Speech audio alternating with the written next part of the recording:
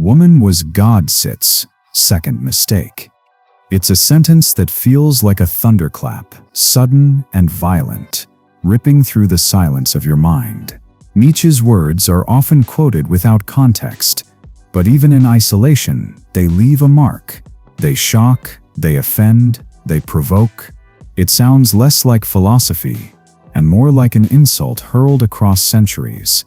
And yet, buried inside this harsh remark lies a long shadow, a shadow cast not only by Nietzsche himself, but by the man whose philosophy helped shape that line, Arthur Schopenhauer. Before Nietzsche picked up the pen, before his voice turned into the roaring storm of modern existentialism, Schopenhauer had already drawn the outlines of a world ruled by suffering, deception, and illusions. And at the heart of his vision stood a controversial and deeply unsettling belief about women. Now, let's be clear. This isn't going to be comfortable. In fact, it may sting.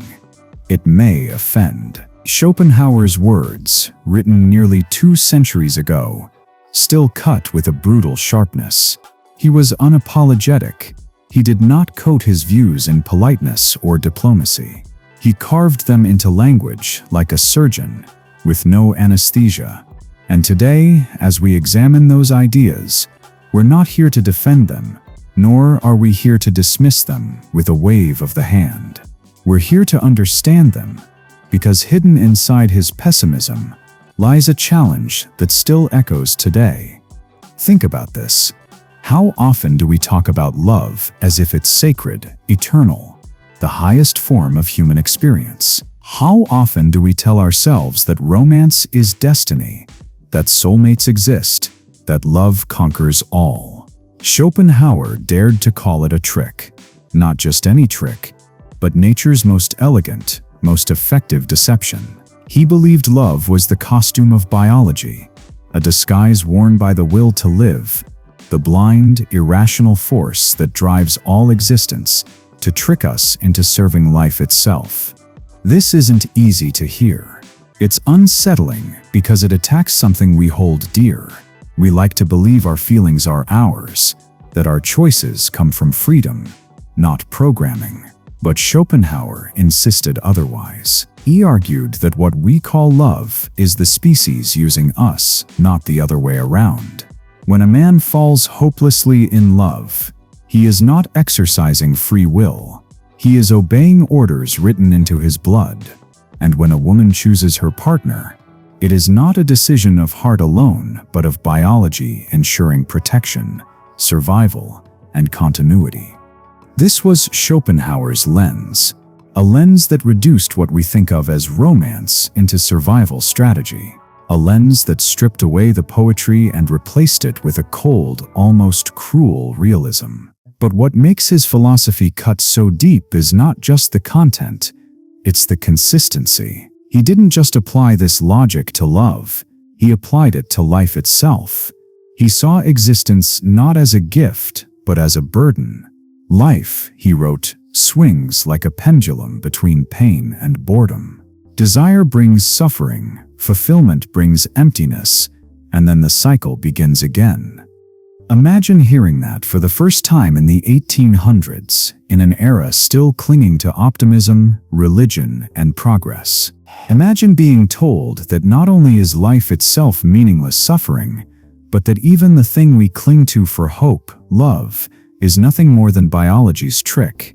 Small wonder Schopenhauer became known as the philosopher of pessimism. Small wonder his words still disturb us today. And yet, there's something magnetic about his philosophy, something that makes you lean closer, even as it unsettles you. Because deep down, we recognize fragments of truth in what he says. Who hasn't felt the fleeting joy of desire, followed by emptiness once it's satisfied? Who hasn't watched love, once passionate and fiery, turn into routine, obligation, even resentment? Who hasn't seen friends or family abandon their purpose, their dreams, their very identity, for the sake of a romance that consumed them? Schopenhauer forces us to face these truths without mercy. He rips away the illusions, and demands we confront what lies beneath. That's what makes him dangerous, and that's what makes him worth listening to. This video isn't about endorsing Schopenhauer. It's not about celebrating his harsh words or justifying his bitterness. It's about using his philosophy as a mirror, because if we're brave enough to look into it, we might discover something unsettling. Yes, but also something clarifying, something that strips away illusion and helps us see our own lives more clearly. So today, we begin a journey, a descent into one of the darkest corners of philosophy. We'll examine Schopenhauer's views on women, on love, on suffering. We'll trace how his personal wounds bled into his work. We'll confront the brutal logic of his pessimism. And in the end, we'll ask the hardest question of all, not just what did Schopenhauer believe about women, but what does his philosophy force us to confront about ourselves? Welcome to the inner mirror. The reflection won't be pretty, but if you're willing to look, it might change the way you see everything. To understand why Schopenhauer spoke so bitterly about women, we have to first grasp the foundation of his entire philosophy. Without it, his words seem like nothing more than raw prejudice, but within the structure of his worldview, they form a piece of a much larger puzzle, and that puzzle begins with what he called the will to live. Most philosophers before Schopenhauer spoke of reason, of divine order, or of rational structures guiding reality. They searched for meaning, for logos, for a cosmic principle that could explain existence. Schopenhauer shattered that illusion. He declared that beneath everything we see, plants, animals, people, civilizations, there is no grand design, no divine plan, no rational order. Instead, there is only a blind, aimless force, a force that has no morality, no direction, no higher purpose. He called this force the will. The will is not your personal motivation or desire. It is deeper, darker, more primitive. It is the raw drive to exist. It pulses through every living thing, compelling them to survive, to consume, to reproduce. It is the hunger in the predator, the fear in the prey, the mating call in spring, the ambition of the businessman, the craving of the addict. It does not care whether you are happy. It does not care whether you suffer. Its only goal is to keep going, to expand, to repeat, to replicate itself endlessly. And this, for Schopenhauer, was the grim truth. Life itself is not a blessing, but a trap, because the will does not stop at survival. It fuels desire after desire, never allowing peace. When you crave something you don't have, you suffer. When you finally obtain it, joy flickers for a moment, but quickly fades. Emptiness takes its place. Then a new desire arises, and the cycle begins again. Desire, fulfillment, boredom, desire again, like a pendulum swinging endlessly between pain and emptiness. He once wrote, "Life swings back and forth like a pendulum between pain and boredom." This single sentence, to him, captured the essence of existence. Pain when we want, boredom when we have. Brief sparks of happiness, like drops of water on the tongue of a man dying of thirst, but never enough to quench it. Now imagine what it means to live with this philosophy. Imagine looking at love, at ambition, at art, not as paths to fulfillment, but as tricks played by the will to keep you enslaved. The will dangles happiness before you like a carrot, only to pull it away the moment you reach for it. You chase dreams, you fall in love, you work for success, but behind every single pursuit, Schopenhauer said, there is nothing but the will manipulating you to keep life going. This is why he could never see existence as sacred. To him, creation wasn't a gift. It was a curse. Every birth was not a miracle, but the will chaining another soul into a life of endless craving. Every romance wasn't destiny, but the will ensuring reproduction. Every ambition wasn't noble, but the will securing survival. It's important to pause here, because already you can feel the weight of his thought pressing down. It's bleak, yes, but there's also something disturbingly familiar about it. Think about the moments when you've gotten what you wanted: a promotion, a new car, a long-desired relationship, only to find that within weeks or months, the glow faded. The excitement dulled, and you found yourself restless again, looking for the next thing. That restlessness, Schopenhauer argued, isn't a flaw in the system. It is the system. This is the context we need before we approach his ideas about women. Because when Schopenhauer turned his philosophy toward humanity, he didn't see men and women as equals playing the same game. He saw them as two instruments used by the will in different ways, two strategies of nature, designed to ensure survival. And for him, women represented the will in its purest, most cunning form. But before we get there, let's hold on to this first truth.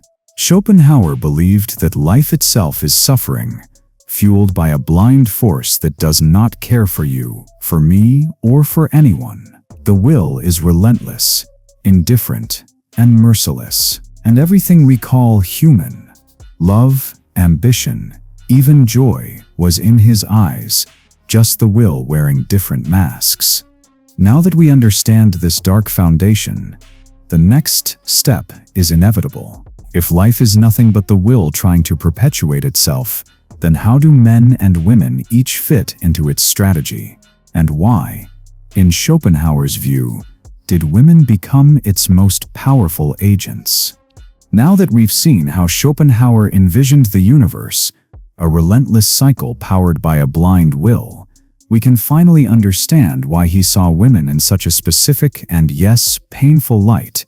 For him, women were not just another part of humanity, they were nature's most direct instrument, the clearest embodiment of the will's strategy to keep life going at all costs.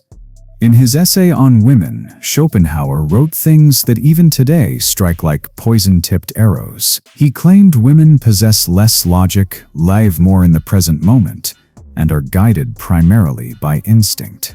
To many, this sounds like crude sexism, an arrogant dismissal. But inside his system of thought, these weren't insults. They were metaphysical observations. For Schopenhauer, these traits were not flaws in women. They were functions, necessary roles assigned by the will itself.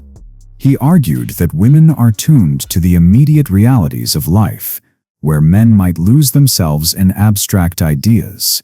In art, in philosophy, women stay anchored to what is tangible: survival, children, relationships, security. Their intelligence, he said, is practical, not speculative. Their instincts are not directed toward lofty truths, but toward the preservation of life here and now. And in his worldview, this made them the perfect guardians of the species. The will to live, remember, has one goal: to perpetuate itself. What better instrument than a being whose every fiber is directed toward nurturing, continuity, and survival? From pregnancy to motherhood, from care of the household to the emotional threads that bind families together, Schopenhauer saw women as the will's most finely tuned machinery. Their very genius, he believed, lay in serving life itself. Now, this is where his philosophy takes on a cruel edge, because Schopenhauer didn't see life as a gift.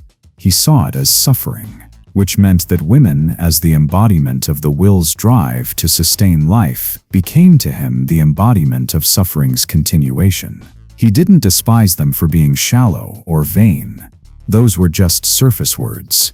What he truly resented was what they represented: the power of life itself to trap us in existence. Contrast this with his view of men. Schopenhauer believed that while men are also driven by the will, they alone possess the strange ability to rebel against it. They can sacrifice survival for ideas. They can die for honor, devote decades to art, or chase truths that have no biological value. In these acts, men betray the will, turning against the very force that created them. For Schopenhauer, this ability to step outside the biological program was rare, fragile, but sacred. It was the one crack in the prison wall. Women, on the other hand, were designed to never step outside. Their role was fixed. They carried the species forward, ensured the children survived, and maintained the continuity of life. And because life itself was suffering, this role became, in Schopenhauer's eyes, a chain. Women didn't just participate in the will, they embodied it. They were its purest expression. It's no wonder then that his writings on women feel so charged, so bitter. He wasn't just describing gender roles, he was describing cosmic roles. To him, women weren't simply individuals with personalities, they were symbols of the will's grip on humanity. Symbols of the endless cycle of birth, desire, and pain. But here's where things get complicated, because even in his harshest passages, there's an undercurrent of reluctant respect. Schopenhauer knew that without women, the will could not succeed. They were, in his philosophy, the very engine of existence. And if life is the battlefield of suffering, then women were not the enemy soldiers. They were the generals, the strategists, the commanders ensuring the war never ended. This is also why Schopenhauer was fascinated and terrified by their power. A woman's instincts, her ability to influence men, her role in the family and society, these were not, in his eyes, products of culture. They were the deep coding of the will itself. And that made them untouchable, immovable, unstoppable. But to leave it here would be too shallow, because Schopenhauer's philosophy forces us to ask a deeper question. If women truly are the will's purest instrument, then what does that mean for men who fall under their influence? What happens when desire collides with purpose, when love collides with mission? This is where Schopenhauer takes his argument further, into territory that is even more disturbing, and for many, uncomfortably familiar. It's where he claims that love itself, that sacred thing we build our songs and poems and lives around, is nothing more than the will's most beautiful trap. If Schopenhauer's philosophy seems bleak so far, it's in this next step that it becomes truly unsettling. Because for him, romantic love, the very thing people exalt as the most beautiful part of life, wasn't just an illusion. It was nature's most cunning deception. In his essay The Metaphysics of Sexual Love, Schopenhauer argued that every love story, no matter how grand or poetic, is nothing more than biology at work. The will to live, he said, disguises itself in passion. It dresses up reproduction in fireworks and poetry, tricking us into thinking we are making free, noble choices. In reality, we are pawns. The species is choosing through us. Think about how radical this sounded in the early 19th century, at a time when novels glorified romance and marriage was wrapped in ideals of destiny and virtue. Schopenhauer said bluntly, "No, love isn't divine. It's the will programming you to secure the healthiest offspring. Everything else, the fireworks, the drama, the soulmates, the obsession, is camouflage." He claimed men are drawn to youth, health, and physical beauty, not because of aesthetics alone, but because these traits signal fertility. Women, on the other hand, are drawn to strength, intelligence, and social status, because these guarantee protection during the vulnerable years of motherhood. Strip away the poetry, Schopenhauer said, and love is simply a biological strategy dressed up as passion. And here's the cruel twist. Once the will achieves its goal, once reproduction is secured, the fire fades, passion cools, the illusions dissolve. Lovers who once swore eternal devotion now find themselves staring at each other across a table, wondering what happened. What began as destiny ends as transaction. The will has no more use for the intensity of romance, so it pulls the curtain down. It's a disturbing thought, But pause for a moment. Haven't we seen echoes of this in real life? Haven't we watched relationships burn with intensity in the beginning, only to settle into routine once children arrive or once the novelty fades? Schopenhauer didn't invent this observation. He simply explained it with brutal clarity. To him, it wasn't a sad accident. It was the plan all along. From this perspective, women's role in love became, in his eyes, even more central. He believed women, consciously or unconsciously, use their charm, tenderness, flirtation, and even staged vulnerability as tools to secure the strongest possible partner. Not because they are manipulative, but because nature itself has coded them to protect their offspring. A woman who marries for love, he argued, is in fact securing a lifetime contract of support. A man who marries for love is unknowingly signing away his life's mission to the will of the species. Of course, this conclusion enrages modern readers. It reduces love, marriage, even tenderness to mere strategy. But in Schopenhauer's mind, this wasn't cynicism. It was diagnosis. He believed he had stripped away the illusions to expose what really drives us. And the reason it hurts to hear is because part of us recognizes its shadow. Who hasn't seen brilliant, ambitious men abandon their work, their friendships, even their purpose after falling deeply in love? Who hasn't seen passion transform into practicality, into routine survival once the first wave of romance is gone? Schopenhauer gave this shift a name. He called it nature's trap, the beautiful snare that binds us to existence and keeps the species alive. And here's the irony. While many condemned him as a misogynist, his critique wasn't directed at women alone. It was aimed at love itself, at the trick that nature plays on both sexes. Men lose themselves in infatuation, believing they've found a soulmate. Women invest their energy in securing a protector, believing they've chosen freely. Yet behind it all, the will is pulling the strings.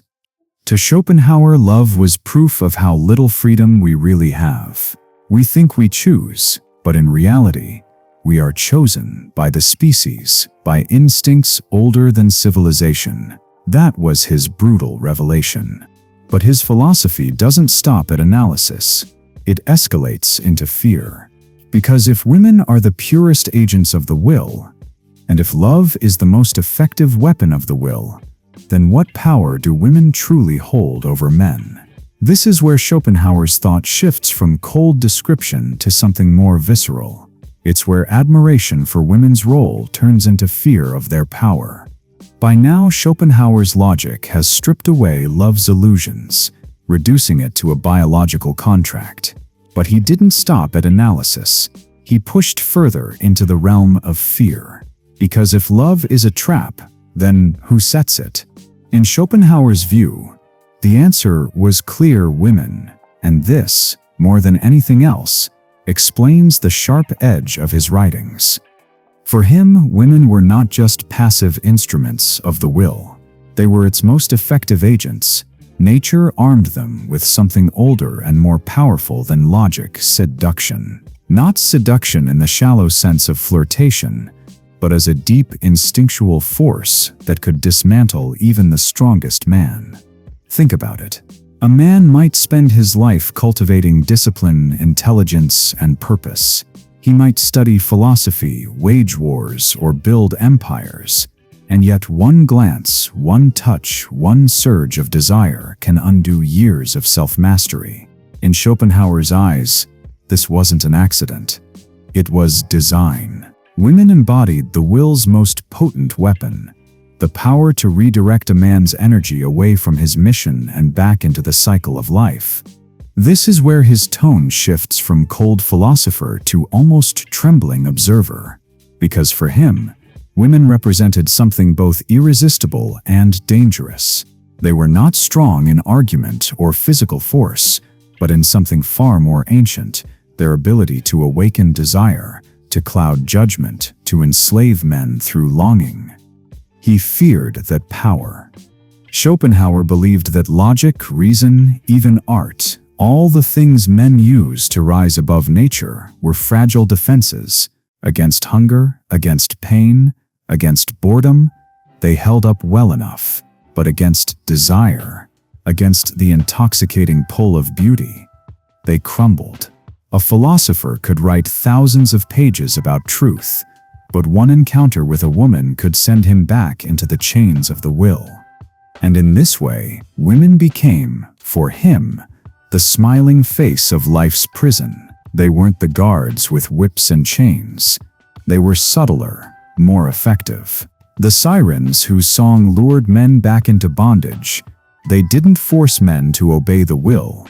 They made men want to obey. That, to him, was the deepest trick of nature. Now, let's pause. Because if we only hear this as hatred, we miss something important. Schopenhauer's words are drenched not only in bitterness, but in fear. Beneath the harsh accusations, there's a trembling recognition of vulnerability. He knew that even the strongest man could be undone by longing. He knew because he had felt it himself, and rather than admit weakness, he transformed that fear into theory. To put it bluntly, Schopenhauer didn't just despise women, he was terrified of them. Terrified of their ability to unravel the discipline he prized. Terrified of their role as nature's agents. Terrified that the will which he so desperately tried to resist wore its most irresistible mask in the form of feminine beauty. And here's where his philosophy becomes disturbingly relatable. Because even outside of Schopenhauer's pessimism, history is filled with stories of men brought low by passion, kings who lost kingdoms, warriors who betrayed comrades, artists who abandoned their genius, all for the sake of love, or the illusion of it. Schopenhauer would say these weren't tragedies of choice, they were victories of the will, proof that even the strongest man can be undone by desire. This fear explains the sharpness of his language. He wasn't merely making sociological observations, he was sounding an alarm. To him, women weren't enemies in the political sense, but forces of nature like storms, earthquakes, or fire. Dangerous not because of malice, but because of what they represent, the unbreakable pull of life itself. But philosophy is never only abstract. It is also autobiography, and to fully understand why Schopenhauer feared women's power so much, we have to look beyond his books and into his own life. Because his theory of women as seducers, as vain and shallow and dangerous, didn't arise from logic alone. It was fueled by wounds. Wounds that began with the very first and most powerful woman in his life, his mother. Philosophy often hides its roots. Ideas come to us in neat essays and sharp arguments, as though they were born purely in the mind. But more often than not, they are born in wounds. And to understand Schopenhauer's darkest thoughts about women, we can't stop at theory. We have to look at the first woman who shaped his life, his mother, Johanna Schopenhauer. Johanna was no ordinary woman of her time. She was brilliant, educated, and ambitious in an era that expected women to be silent. After the death of her husband, Arthur's father, who likely took his own life, Johanna moved to Weimar. There she built one of the most famous literary salons in Germany. Her gatherings attracted poets, intellectuals, artists, and thinkers. She became a celebrated novelist in her own right, independent and admired in ways few women of her century ever were. But for young Arthur, this brilliance didn't shine as warmth. It burned as cold distance. Their relationship was a constant war of personalities. Johanna found him gloomy, arrogant, and insufferably critical. She accused him of being ungrateful, of driving people away with his harshness. He, in turn, saw her as shallow, vain, and narcissistic. In letters exchanged between them, the tension is palpable. Blame drips from every line, contempt from every phrase. Arthur longed for a mother who nurtured him. Instead, he felt dismissed, neglected, and emotionally abandoned. And when his mother flourished socially and professionally while he struggled in obscurity, the resentment deepened. Imagine being a young philosopher, desperate to be recognized, only to watch your mother bask in the fame and admiration you craved. For Arthur, this wasn't just jealousy, it was humiliation.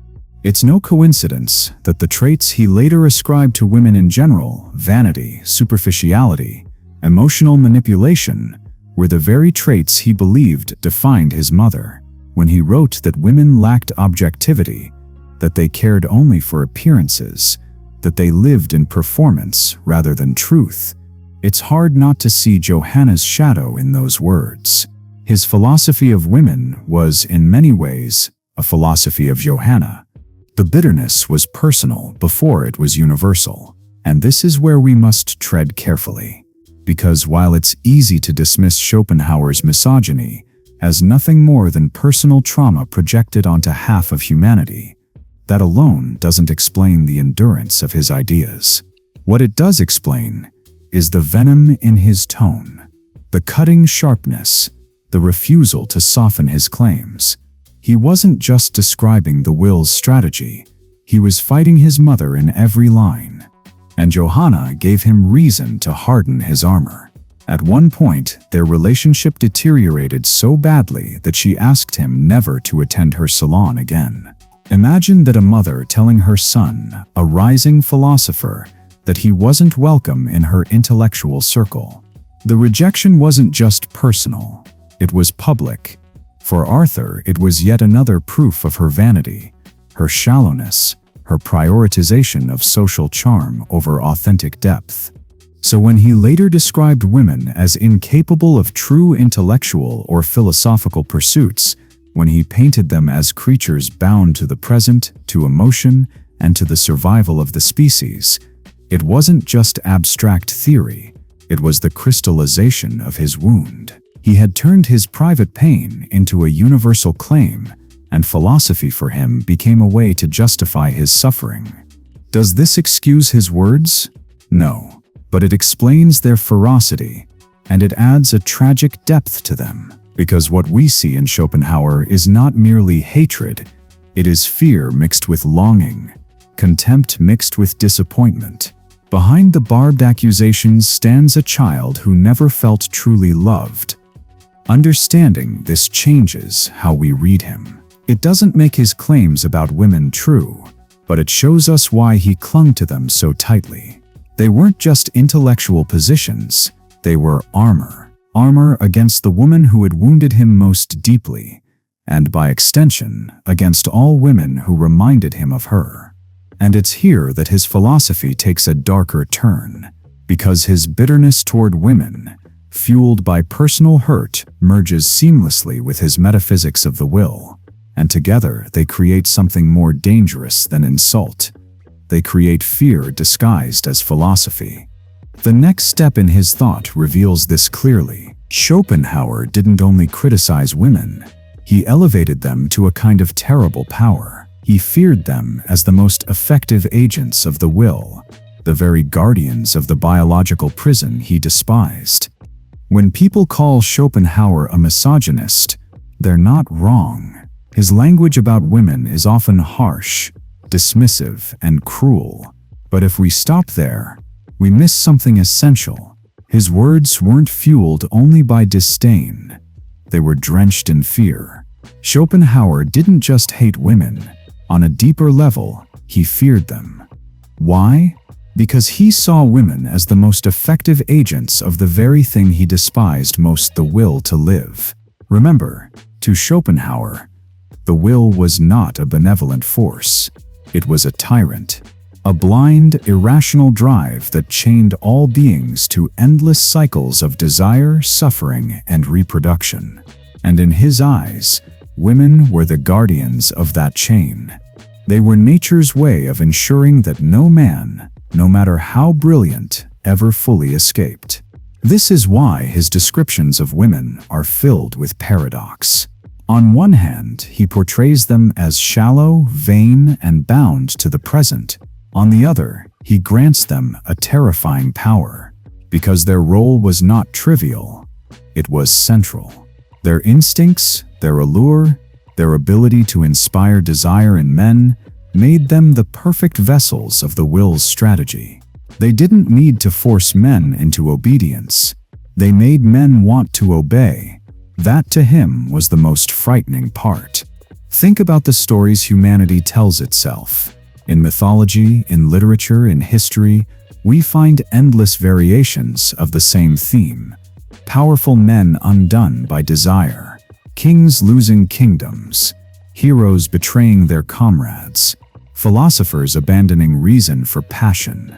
From Helen of Troy to Cleopatra, to the countless nameless figures in folklore, women are portrayed as possessing a mysterious power to bend men's fates. Schopenhauer saw these stories not as accidents, but as proof, evidence of the will's cunning. To him, this wasn't about women plotting or scheming. It was deeper, more instinctual. He believed women carried in their being the will's most effective trap, the promise of love.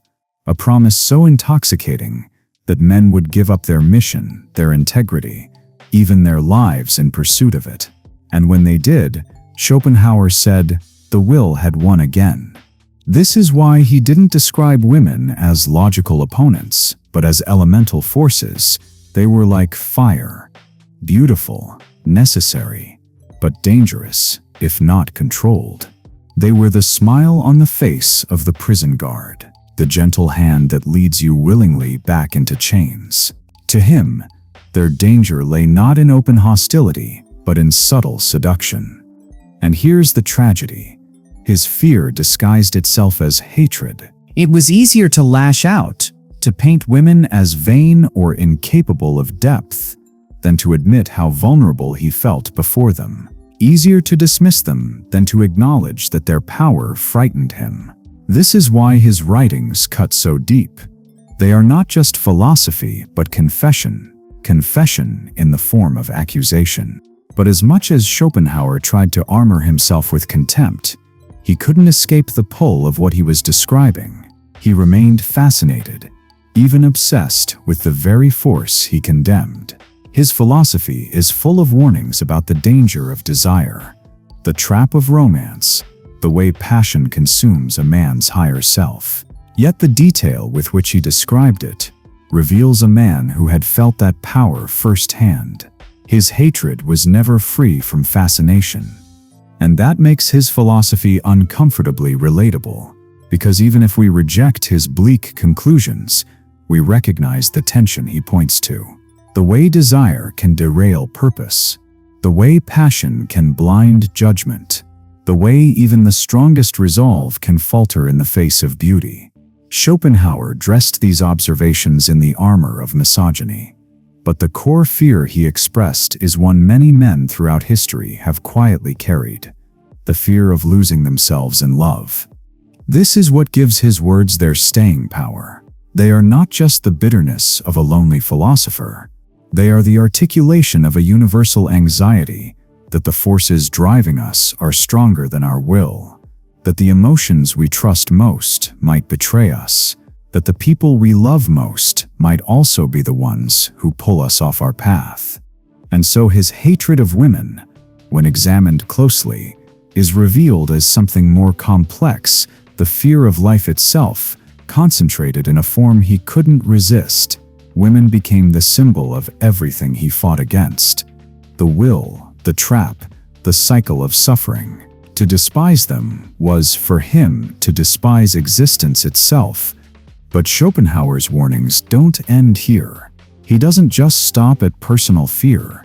He insists that this drama, the struggle between purpose and passion, between mission and desire, plays out not only in his life, but in every life. But Schopenhauer's warnings don't end here. He doesn't just stop at personal fear. When Ford it's didi hein didi, when afford it's femina belong. Which brings us to his most unsettling claim, that what he feared isn't just philosophy. It's a reality we see around us every day. It's tempting to think of Schopenhauer's ideas as relics, dusty pessimism from a 19th century recluse with a chip on his shoulder. But here's the unsettling part. His warnings about desire, distraction, and the power of romance feel disturbingly familiar in the modern world. The stage has changed. The costumes are different. But the drama, it's the same. Consider the countless stories of brilliant men, athletes, entrepreneurs, artists who lose their focus and derail their own futures after falling into relationships that consume them. Think about how often ambition fades once passion takes hold.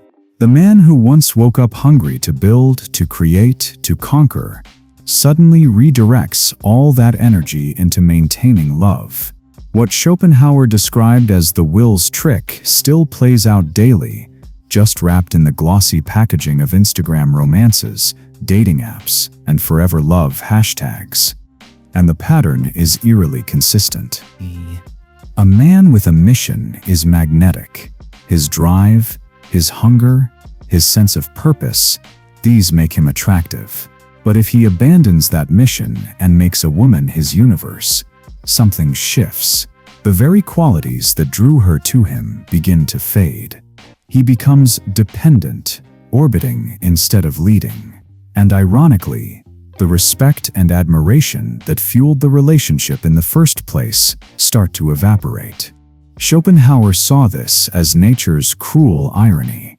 He believed men are wired with the potential to transcend, to build cathedrals, to compose symphonies, to die for ideals that have no survival value. But the moment they surrender that mission to the pull of romance, they fall back into the cycle. The will has claimed another victory.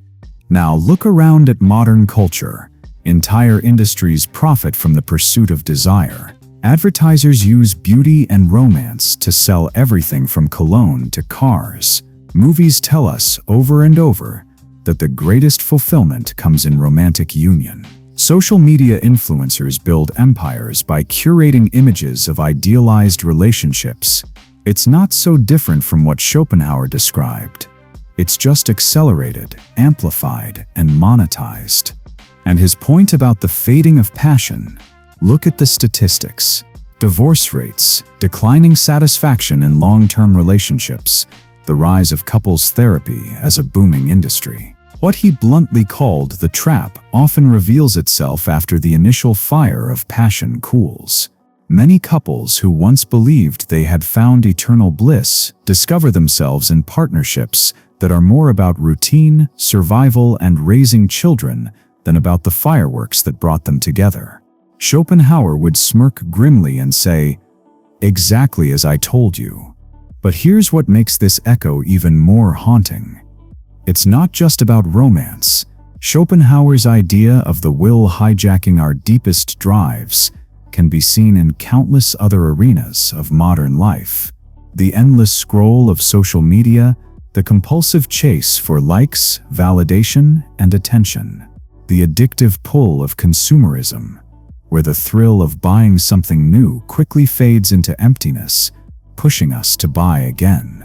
The cycle he described, desire, fulfillment, boredom, desire again, is everywhere.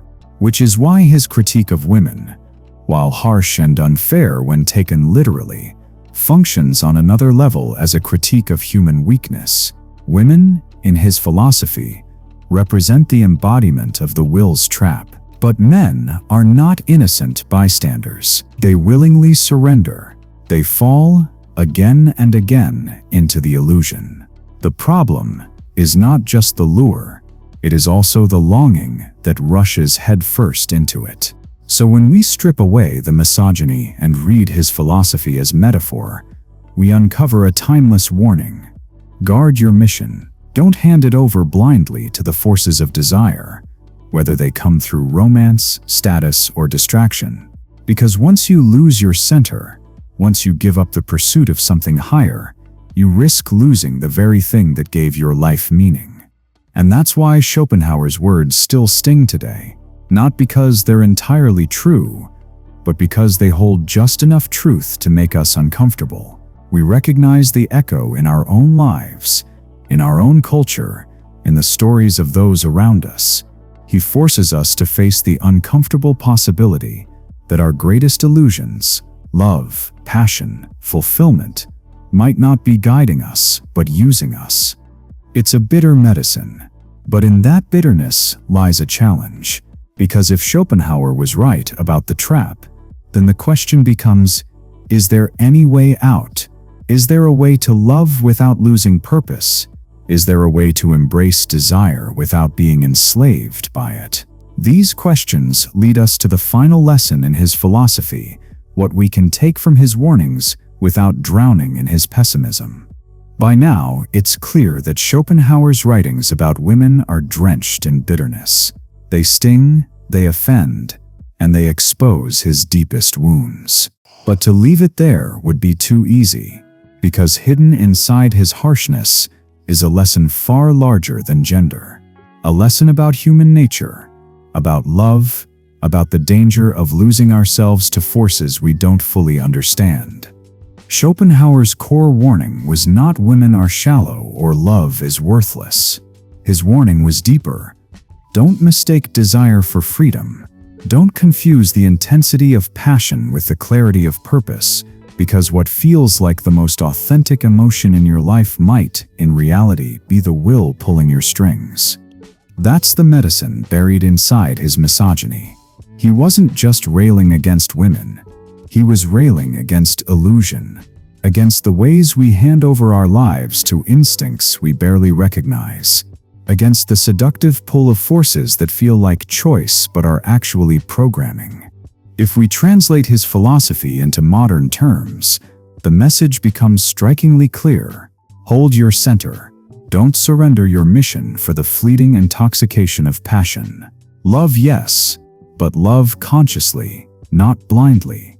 Enter relationships from fullness, not from need. Because if you make another person the axis of your existence, you risk losing the very qualities that made you worth loving in the first place. Think about it. A man with a mission is magnetic, not because he's chasing approval, but because he's aligned with something greater than himself. He has direction. He has purpose. He radiates independence. That's what draws people to him. But if he abandons that center, if he starts orbiting another person's life instead of leading his own, the dynamic collapses. He becomes needy, dependent, and less respected. This is exactly what Schopenhauer was pointing to, even if he expressed it in the most brutal terms.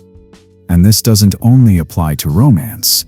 The will's traps are everywhere. The endless chase for money, the obsession with status, the compulsive scrolling of social media, each promises fulfillment, each delivers only fleeting satisfaction, and each pulls us deeper into the cycle of craving and emptiness. Schopenhauer's philosophy forces us to confront these traps for what they are. Not gifts, not destiny, but chains disguised as pleasures. So what do we do?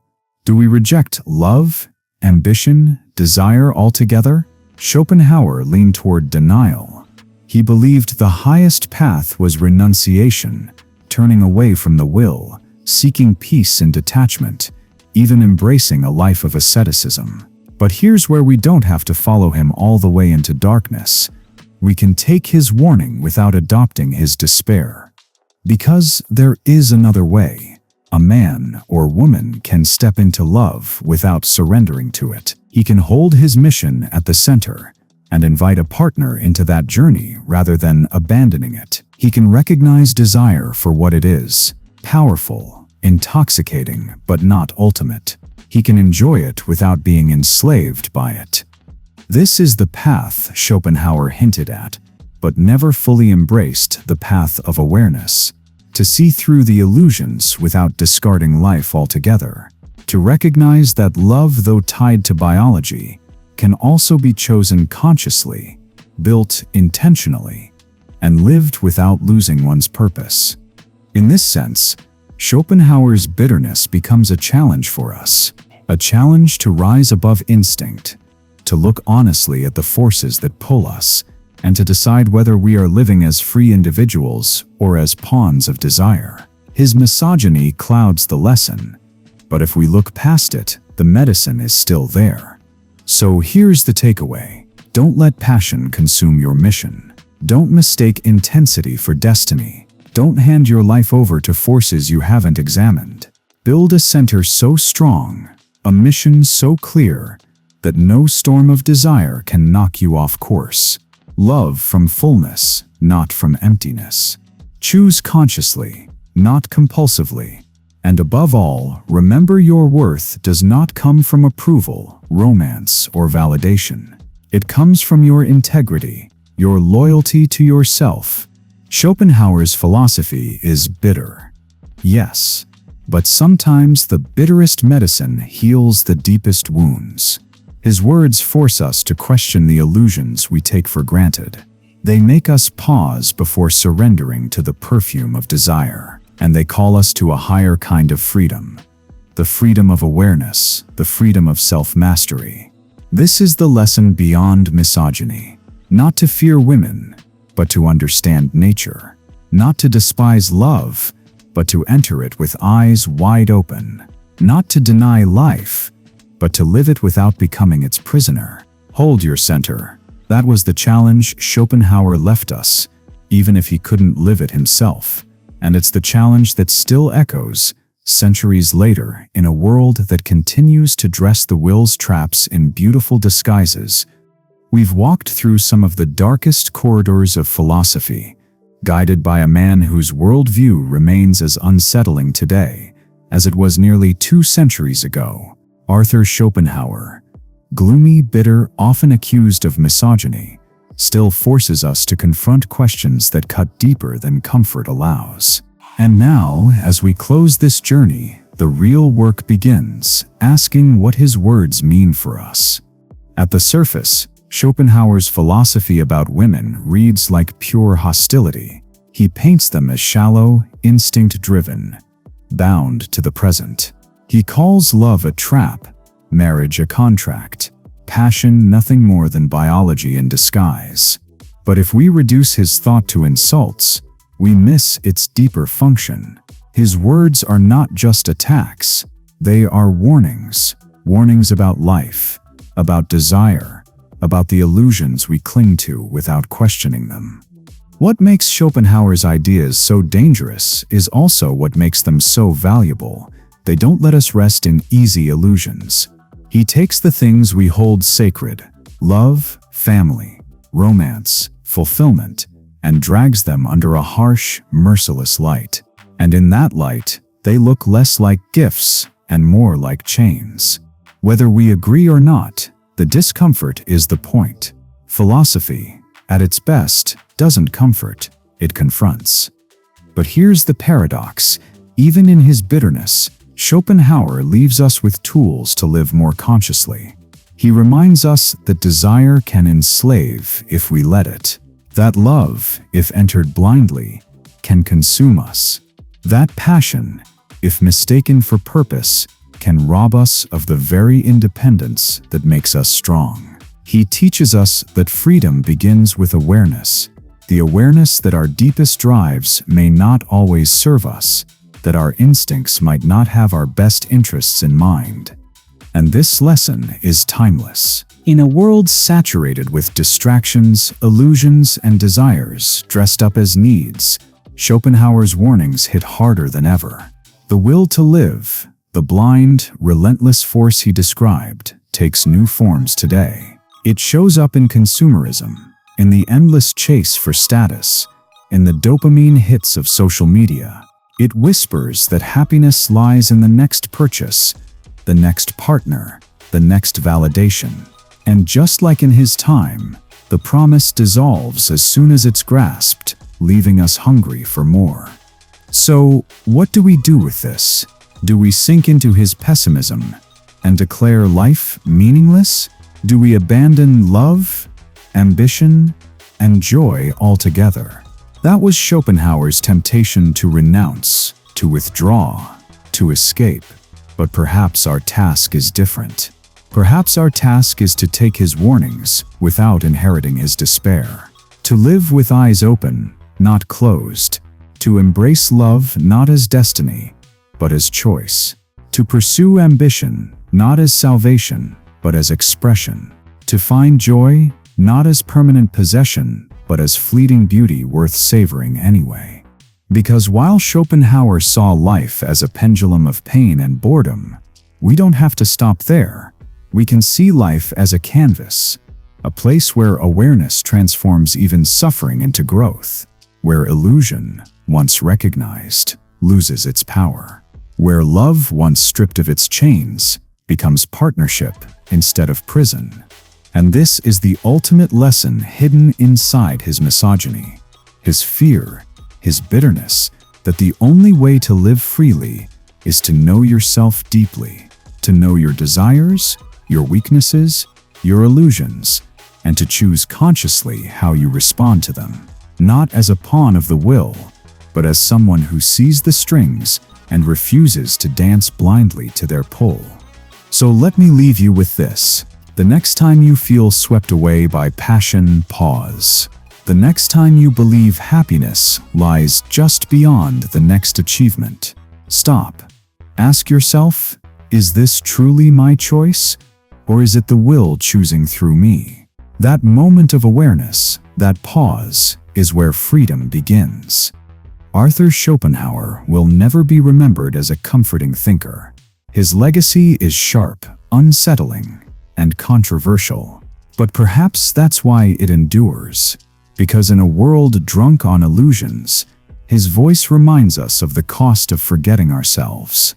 His philosophy may be bitter medicine, but sometimes the medicine that tastes worst heals the most. So take the lesson, not the hatred. Take the warning, not the despair. And above all, hold your center. Build your life around a mission so strong that no storm of passion, no whisper of illusion can pull you from it.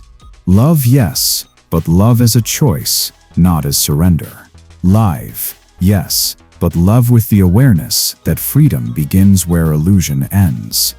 If you've made it to the end of this journey, you've shown rare strength. Most turn away from darkness. You've chosen to look at it, to wrestle with it, and to take from it what truth you can. That's philosophy at its best. Not answers, but courage. And so I'll ask you, have you ever felt this pull between passion and purpose? Have you ever lost yourself in desire, only to realize later that it cost you more than you thought? Share your story, because your reflection, like Schopenhauer's, may hold a truth someone else desperately needs to hear. Until next time, remember, illusions are everywhere, but so is the chance to rise above them. Hold your center, and don't let the will, whether it comes dressed as romance, ambition, or distraction, steal the life only you can live.